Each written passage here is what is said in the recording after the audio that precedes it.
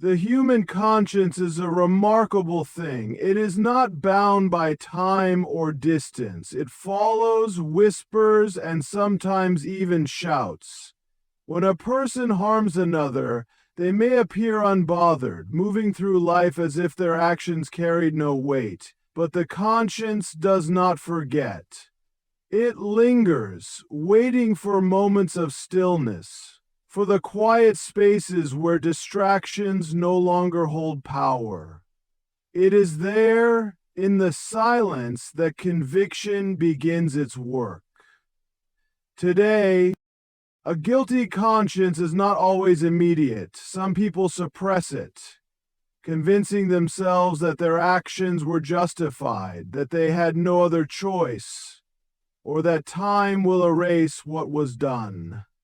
But time does not erase, it reveals. What may have seemed insignificant at the moment can grow into an unbearable burden in the years to come.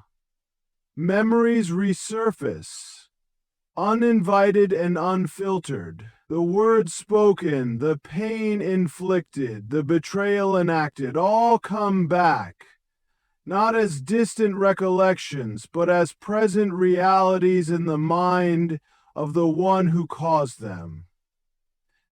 People often attempt to drown out their conscience.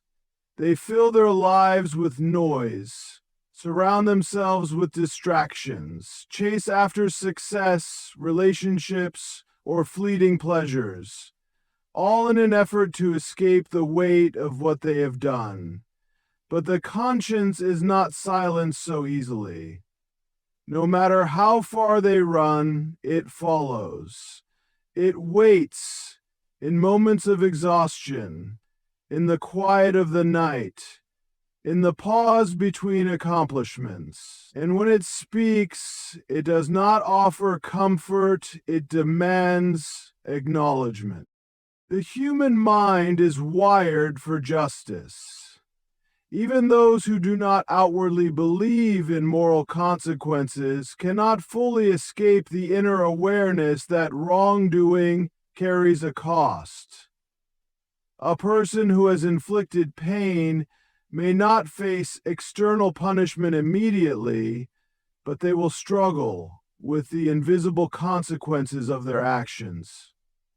They may feel an unexplained heaviness, a deep unrest that lingers beneath the surface. They may find themselves easily agitated, unable to experience peace even in moments that should bring joy. Some will try to justify their actions, creating false narratives to ease their guilt. They may convince themselves that they were the victim, that the other person deserved it, or that life is unfair to everyone. But the truth is relentless. It breaks through excuses, piercing the defenses built around a hardened heart. The more one tries to suppress it, the more it insists on being heard. Sekaga, confushmos, enimos. Conviction often comes in unexpected ways, a conversation, a familiar place, a reminder from the past.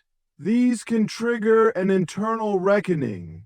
They may witness someone else going through the same pain they once caused, and suddenly they see themselves in a different light. They may hear a story that mirrors their own actions, forcing them to confront the reality of what they have done. Even a kind gesture from someone they hurt can stir something deep within, making them question if they have truly escaped the consequences of their choices. Regret is a powerful force. It does not simply remind a person of their past, it demands that they face it. Some will fight against it, refusing to acknowledge the pain they have caused. Others will slowly come to terms with their actions, realizing that no amount of denial can undo what has been done. And then there are those who will reach a breaking point. a moment where the weight of their conscience is too heavy to carry alone. It is in this breaking point that transformation can begin. For some, it may lead to a desire for reconciliation, an effort to make things right. They may seek forgiveness, not because they expect it, but because they can no longer live with the burden of knowing they have wronged another. For others, it may be a turning point, a realization that they need to change, that they cannot continue living as they have been. God's hand is often at work in these moments. He does not force a person to feel guilt, but he allows the conscience to do its work. He gives opportunities for reflection, for recognition, for growth. He does not desire destruction, but redemption. And for that to happen, a person must first be willing to listen to the voice they have long ignored. A conscience awakened is a powerful thing. It is not about punishment, it is about transformation. It is a reminder that no action is truly forgotten, that no wrongdoing goes unnoticed, and that, in the end, justice is not always about retribution, but about the possibility of change. The one who has caused pain may not realize it now, but their conscience is not a burden they can escape. It will follow, it will speak, and in time, it will demand to be heard. Life has a way of catching up with us. The choices we make, the actions we take, and the way we treat others create ripples that stretch further than we can see. For those who have caused harm, who have hurt and betrayed without remorse, the path forward is never as smooth as it first appears. At first, it may seem like nothing has changed. They continue living as if their actions carry no weight, as if what they did was a moment in time that has since been erased. But actions, especially those that wound others, do not simply disappear. They leave marks, not only on those who were hurt, but also on the ones who inflicted the pain.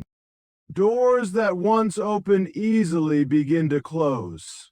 Opportunities that seemed guaranteed slip through their fingers. What they took for granted is suddenly uncertain.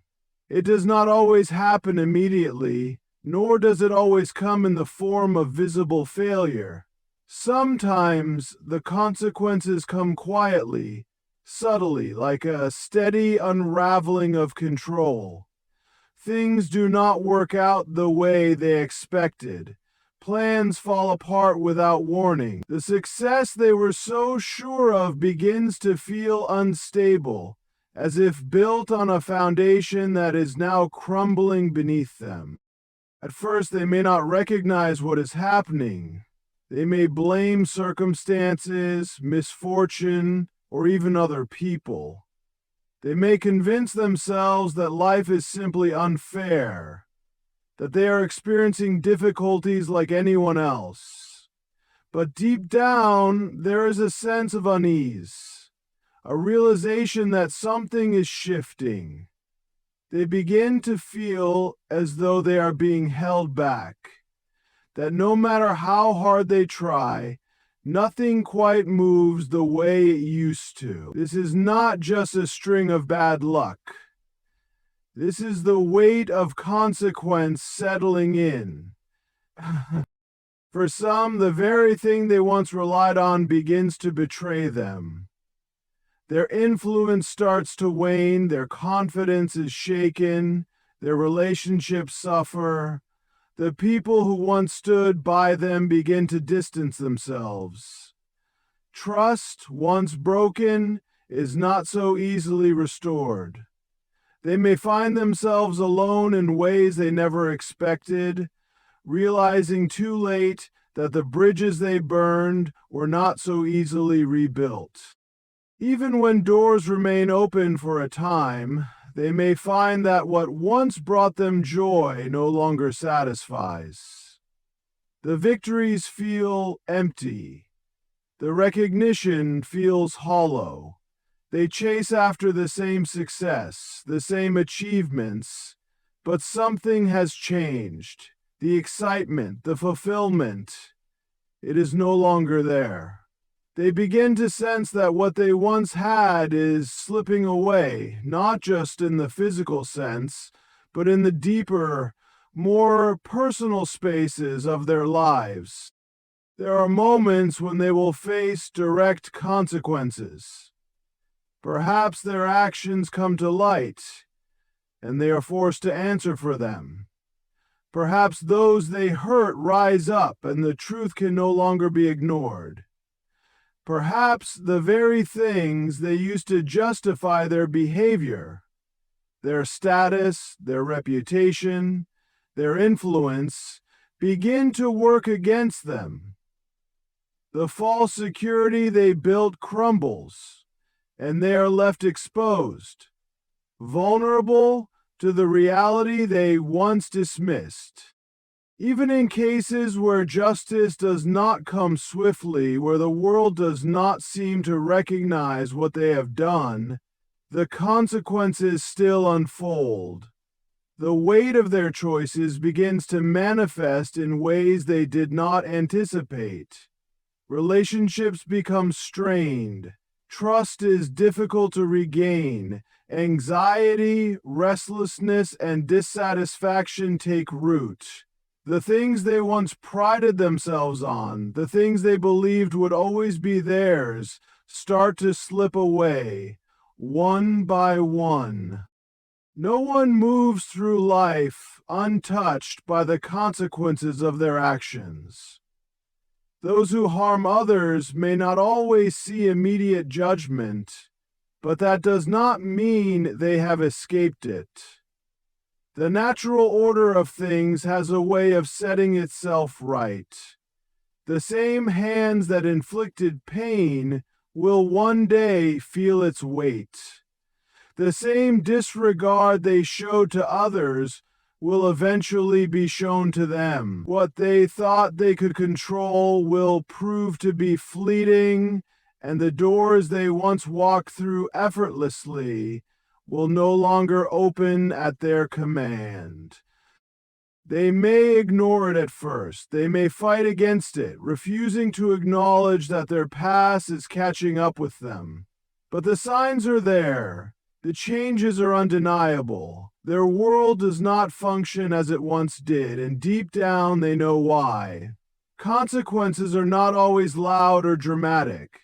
Sometimes they are quiet and slow, unraveling bit by bit, until there is nothing left but the realization that the choices they made have led them here. What was once firm beneath their feet is now shifting, and they are left to face the truth.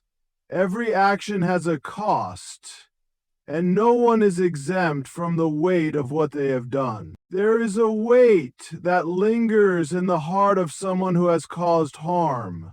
It does not always announce itself immediately, nor does it always come in obvious ways, but it is there, like a shadow that follows, like a whisper in the silence. At first, they may believe they have moved on, that what they did is behind them, that time has erased its significance. But the mind does not forget, and the soul does not rest so easily. Restlessness takes hold in ways they may not fully understand. Sleep becomes elusive, not because of physical exhaustion, but because the mind refuses to quiet. Even in moments of distraction, something feels unsettled. There is an unease that they cannot quite name, an internal discomfort that does not go away, no matter how much they try to suppress it. They may tell themselves they are fine, that they have no regrets, that their actions were justified. But beneath those justifications, something is stirring. They try to silence it. They throw themselves into work, into achievements, into the busyness of life. They surround themselves with noise, with people, with anything that will keep them from having to sit alone with their thoughts. But no matter how fast they run, no matter how much they do, the feeling remains. It surfaces in the quiet moments, in the pauses between one distraction and the next. It is there when they lie awake at night, unable to find rest. It is there when they look in the mirror and feel a disconnect, as if something within them is not as it should be. Anxiety creeps in, sometimes subtly, sometimes overwhelmingly. They may not even realize where it comes from, but it shows up in their interactions, in their decisions, in the way they move through the world. Irritability becomes more frequent. Small things bother them more than they should. They find themselves feeling on edge, unable to fully enjoy what once brought them happiness. Their patience wears thin. Their temper flares more easily. They begin to feel as if something is chasing them, though they cannot quite define what it is. There is a reason why peace feels so far away. The weight of wrongdoing does not simply disappear. It lingers, reminding them of what they have done, calling them to confront what they would rather forget. Some will continue to push it down, refusing to acknowledge the source of their unrest. But the longer they avoid it, the heavier it becomes. The more they deny it, the more it grows. Relationships begin to suffer. They may not realize it, but the tension within them spills into the way they treat others. Guilt manifests in different ways. It can make a person defensive, constantly justifying themselves, pushing others away before they can be questioned. It can make them distant, afraid to connect too deeply for fear of being exposed. It can make them controlling, trying to force situations to go their way, as if maintaining control externally will quiet the chaos inside. But none of these things bring relief. They may try to escape it through indulgence, through temporary pleasures, through anything that offers a momentary reprieve. But these distractions are fleeting. They offer a false sense of relief, only to leave them emptier than before. The satisfaction does not last, because the issue is not external, it is within. It is their own conscience demanding to be heard, their own spirit wrestling with what has been done. At some point, they will have to face it. Some will come to this realization sooner than others. Some will continue running for years, exhausting themselves in the process. But eventually, the weight becomes too heavy to bear. The mind can only suppress so much before the truth demands acknowledgement. The body itself begins to feel the effects: stress, tension, a lack of true rest. The things they once found comfort in no longer provide it. The escape routes they once relied on no longer work. And so the restlessness continues. The unease lingers. It is not punishment, it is a call.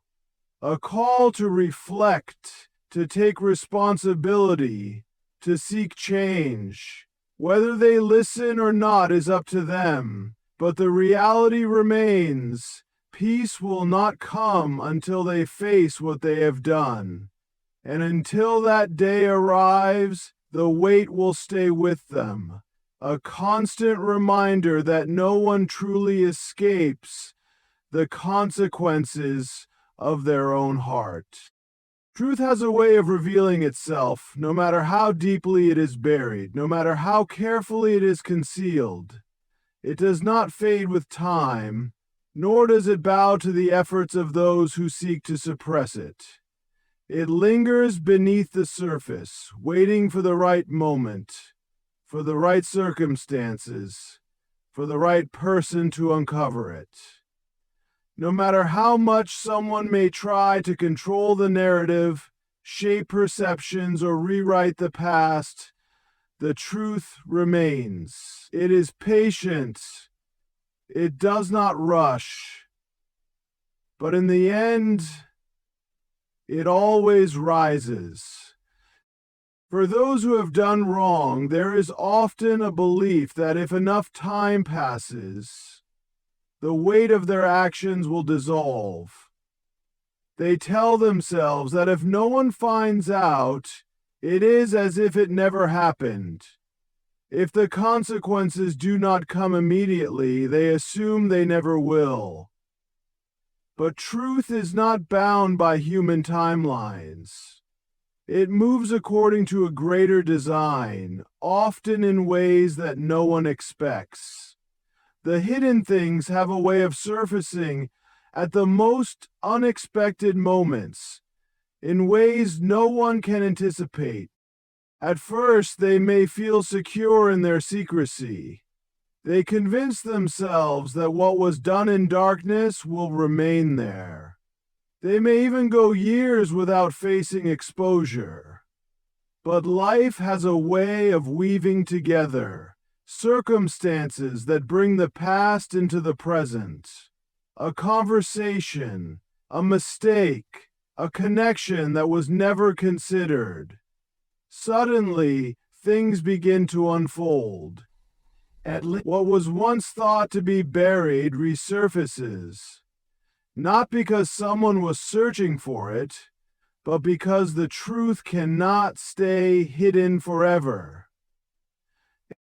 People often underestimate how much the world is connected. A word spoken to the wrong person, an action witnessed by someone unexpected, a single detail that does not align. These small things begin to unravel even the most carefully guarded secrets. The more someone tries to cover their tracks, the more tangled their story becomes. Lies require maintenance. They demand consistency, and yet they are built on shifting ground. The more someone tries to control the truth, the more unstable their foundation becomes. Even when truth is not revealed through external circumstances, it reveals itself in the person who hides it. The weight of deception is heavy. It takes energy to maintain a false reality, to constantly ensure that the truth does not slip out. This pressure manifests in different ways: paranoia, anxiety, fear of exposure. Those who live with hidden wrongdoing are never truly at peace. They become careful with their words, cautious in their actions, always aware that a single mistake could bring everything to light. And then there are moments where the truth emerges, not through force, but through conviction. Some people reach a point where they can no longer bear the burden of what they have done. The conscience does not remain silent forever. The guilt that was once ignored begins to press in, demanding to be addressed. They may find themselves confessing not because they were caught, but because they can no longer live with the deception. Truth has a way of making itself known, even from within. For those who have been wronged, it can be difficult to wait for this process. It can feel unfair, frustrating, even hopeless at times. Watching someone move forward as if their actions carried no weight can be one of the hardest things to endure. But patience is not in vain. Just because the truth is not yet visible does not mean it is not working beneath the surface. It is setting things in motion, aligning events, preparing for the moment when what was hidden will no longer be denied. When that moment comes, there is no stopping it. The truth does not ask for permission to be revealed. It does not need validation or approval. It stands on its own, undeniable and unshakable. No matter how much resistance it meets, no matter how many attempts are made to discredit it, the truth remains firm. It may take time, it may take longer than expected, but it will come. And when it does, there is no going back. The things that were once ignored must be faced. The words that were once spoken in secrecy must be accounted for. The actions that were justified in the moment must now stand under the weight of reality. No one outruns the truth forever. It does not forget. It does not fade. It only waits until the time is right for it to be seen. Justice and transformation are not always immediate, but they are always at work. When wrongdoing occurs, when pain is inflicted, when people act with malice or selfishness, it can seem as though they have escaped consequence. The world may not respond the way one expects, and the person who caused harm may continue living without visible repercussions. But justice does not sleep. It moves in ways unseen, operating beyond human understanding. God's justice is not like human justice. People often seek quick revenge, desiring to see the wrongdoer suffer in the same way they caused suffering. But God's justice is deeper, more complete.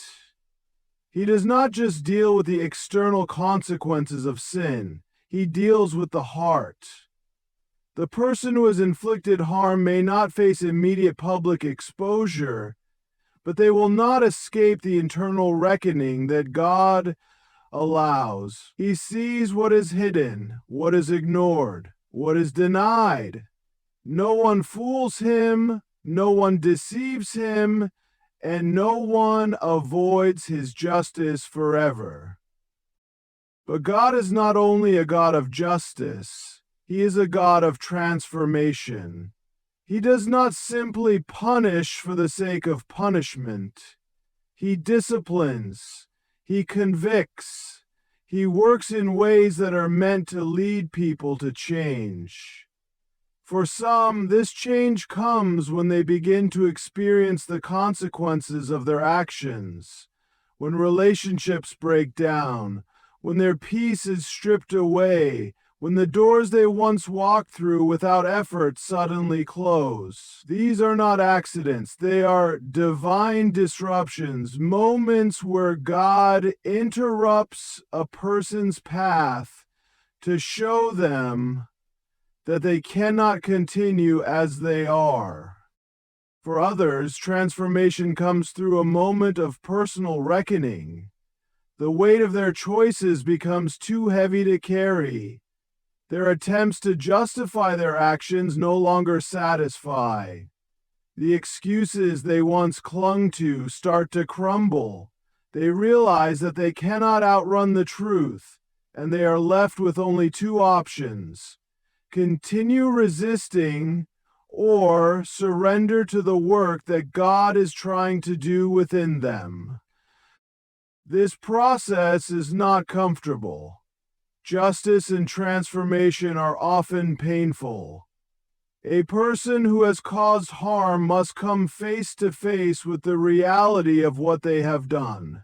They must confront the damage they have inflicted, the trust they have broken, the lives they have affected. They must sit in the discomfort of knowing that they are not who they once believed themselves to be. It is in this breaking that transformation begins. God does not waste pain. Even the suffering caused by others can be used for something greater. Those who have been wronged, who have endured betrayal, who have carried the weight of someone else's actions, are not forgotten. Their pain is not overlooked. While it may seem as though justice is delayed, it is never denied. God is working, even when it is not yet visible. He is restoring what was lost, healing what was broken, and preparing something greater. The person who has caused harm may not always recognize the process at first. They may fight against it, believing they are in control of their own fate. They may resist the lessons that God is trying to teach. But resistance only prolongs the inevitable. Transformation requires surrender. It requires an acknowledgement of failure, an admission of guilt, and a willingness to change. Transformation, adaptation to anchoring in, and until that happens, the unrest will continue, the consequences will unfold, and the justice of God will remain at work. Justice and transformation go hand in hand.